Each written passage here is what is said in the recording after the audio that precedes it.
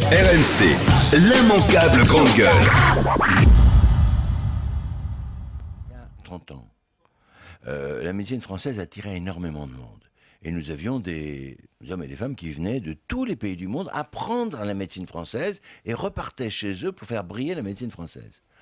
Nous en sommes aujourd'hui exactement dans le cas inverse. C'est-à-dire que la médecine française est en train de se casser la figure.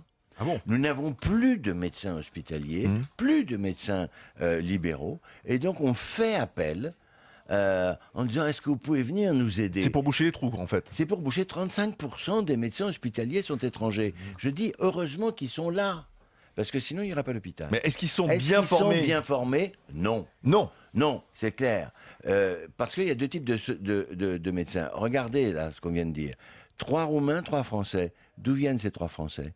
Ils ont raté leur médecine en France et ils vont après en Roumanie parce que c'est plus facile, comme on le fait d'ailleurs aussi quelquefois en Belgique. Donc les Français, en fait, c'est pour ça que parce que je comprenais pas pourquoi ils avaient étudié en Roumanie, ces Français. Parce qu'ils avaient été ils étaient mauvais, recalés, ils partent en Roumanie ou c'est plus simple? Ils ont été recalés en France, ils n'ont pas pu passer, il y a un numerus clausus. Alors la bêtise en France, il y en a plusieurs. La première, c'est qu'on a mis un numerus clausus extrêmement serré. On avait dit, à un moment donné, on ne forme pas plus de 3000 médecins. Et puis on a augmenté progressivement.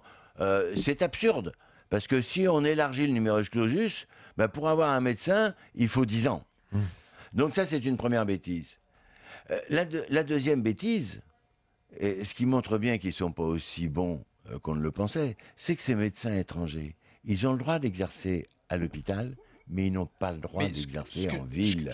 Et ça, c'est une honte. Je me suis battu pendant des années en disant s'ils n'ont pas le droit d'exercer en médecine libérale, que vous considérez qu'ils sont mauvais, pourquoi exercent-ils à l'hôpital? Mais ce que je comprends pas, c'est comment tu expliques que le niveau d'études en médecine soit faible en Roumanie. C'est ça que je voudrais comprendre. Parce qu'après tout, si tu veux, pour moi, soigner ou apprendre à soigner une maladie, on doit l'apprendre de la même manière partout ailleurs. Non, parce que alors pourquoi c'est faible? Écoute, ça, il faut les. Je suis allé en Roumanie, j'ai fait des cours là-bas, et c'est vrai qu'on est quelquefois tout à fait estomaqué devant la faiblesse et des enseignants et des étudiants.